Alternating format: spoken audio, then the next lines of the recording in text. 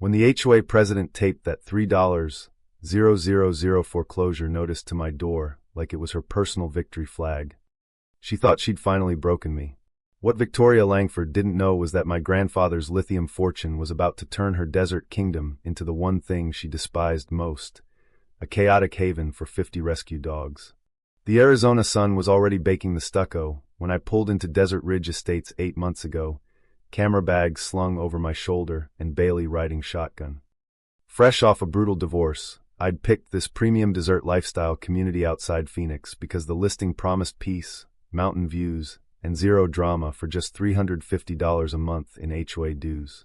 The gates looked like they belonged at a resort, stone pillars, fake waterfalls, the works. Bailey, my scruffy Corgi mix rescue with those big worried eyes, had finally stopped shaking every time I picked up my keys. Separation anxiety, the shelter called it. He just needed time. Victoria Langford spotted us on day 3. She was power walking her 2 perfectly coiffed Shih Tzus, Prince and Princess, like they were show dogs on a runway, clipboard swinging from one manicured hand. 54, retired bank VP, lived in the McMansion on the corner lot that backed up to the community center. She wore linen pantsuits even in 110-degree heat and spoke in that syrupy voice that somehow made threats sound like helpful suggestions. "Welcome to Desert Ridge, dear," she said the first time she knocked, perfume thick enough to cut the dry air. Bailey had barked for 12 minutes while I was out on a sunrise shoot. Nothing wild, just anxious yips. She handed me a bright yellow violation notice with time-stamped photos she'd snapped from her window. Some of us worked very hard to keep property values at $525,000. Rules are rules. We all make sacrifices for community harmony. I tried explaining. Trainer visits, thunder shirts, the works. Vicky just smiled that thin, Botox-tight smile and tapped her pen. Documented. Week 1 warning. We do hate to see newcomers struggle. Week 2 brought a thunderstorm and another $250 fine. Week 3, $750 for repeat disturbance. By month for the total hit $3,000 and the certified letter arrived. Pay in full or face foreclosure proceedings. The same letter that now fluttered on my door like a white flag of surrender, except it was hers. What Vicky didn't count on was the quiet ones who document everything. While she was out measuring curb appeal with a laser level, I was cross-referencing bylaws on my laptop. Turns out fines over $500 required a full board vote. She'd been signing them solo. I installed legal cameras, caught Prince and Princess turning into barking demons every Tuesday when Vicky hit her bridge club. 43 minutes of non-stop yapping while her perfect dogs thought no one was watching. The neighbors started talking. Old Mr. Alvarez next door slipped me a note. She fined me $300 for my American flag being 1 inch too low, measured it herself. Single mom Lisa across the street hid her wind chimes in the garage after Vicky declared them visual pollution. A secret group chat called Desert Resistance popped up, 27 homeowners trading horror stories like contraband. I wasn't alone. Then the phone call came at 6:17 a.m. on a Tuesday. Grandpa Harlan's estate lawyer, voice calm as desert wind. Emily. Those lithium mineral rights he bought in the 70s? EV battery boom changed everything. Current valuation, $2.4 million. And the leases run under the entire Desert Ridge development. Surface owners never purchased subsurface rights back in 2019. I stared at Bailey, who was chasing his own tail on the granite island, and felt the shift. The same land Vicky thought she ruled? It was mine, legally underground, and about to surface in the most beautiful way. I started digging. Public records showed Vicky's brother-in-law's landscaping company had the no-bid contract, $9, $200 a month for premium desert maintenance. HOA books had $52,000 in administrative fees that vanished into shell accounts. Over 3 years she'd filed 219 complaints, mostly against single women, retirees, and families with kids.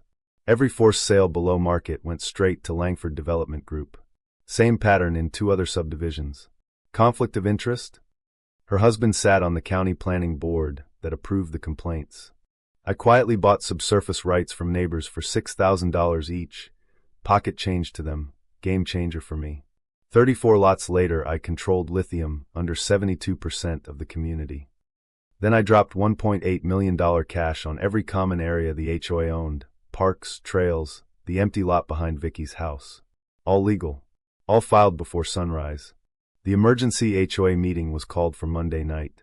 Vicky strutted in wearing new diamond studs, gavels ready, smug as a cat with cream. The room was packed, 60 residents, news crew I'd tipped off, and me with Bailey on a leash, calm as could be. "Order!" Vicky barked, stilettos clicking like judgment. "We are here to remove a resident who repeatedly violates community standards and threatens property values with her animal." I stood up slow. "Before we vote, Vicky, let's talk standards." I clicked the projector. Bank statements. Emails. Her own words. "Target the single mom on Saguaro Lane. Her English isn't great, she'll fold." The room went dead silent. "You can't," she started. "I can." I cut in, holding up the deeds. "This morning I bought every common acre the HOA owned. And I own lithium rights under 34 of your lots. I could lease to the highest bidder tomorrow, drilling rigs right in your backyard. Or," I smiled. Bailey gave one perfect, happy bark on cue. "I could turn those acres into Bailey's Haven Dog Sanctuary. Off-leash paradise. Training classes for anxious rescues. Therapy programs. No more measuring grass height. No more clipboard tyranny. Just neighbors who actually like each other." The applause started slow, then roared. Vicky's face went the color of bleached bone. She tried the gavels, the screams, the "this is slander," but the desert resistance was already standing, sharing their stories one by one. When the financial crimes detective walked in with cuffs and a warrant for embezzlement, fraud, and conspiracy, the only sound was Prince and Princess yipping from the parking lot, finally free of supervision. 6 months later, Desert Ridge doesn't exist anymore. It's Bailey's Haven Cooperative. The old rules are gone. Monthly dues now fund vet bills and training scholarships. Property values jumped 18%. Turns out people love living somewhere dogs can actually be dogs. Janet's wind chimes tinkle freely. Mr. Alvarez's flag flies exactly where he wants it. And Victoria Langford? Court-ordered 200 hours of community service. You can find her every Saturday morning in an orange vest, scooping poop behind 50 happy rescue dogs, stilettos long replaced by sensible boots. The look on her face when Bailey trots over and drops a tennis ball at her feet? Pure poetry. True or false? The HOA president was just protecting community harmony and property values, or did she get exactly the karmic payback she deserved for turning neighbors into targets? Drop your verdict below. I read every single one.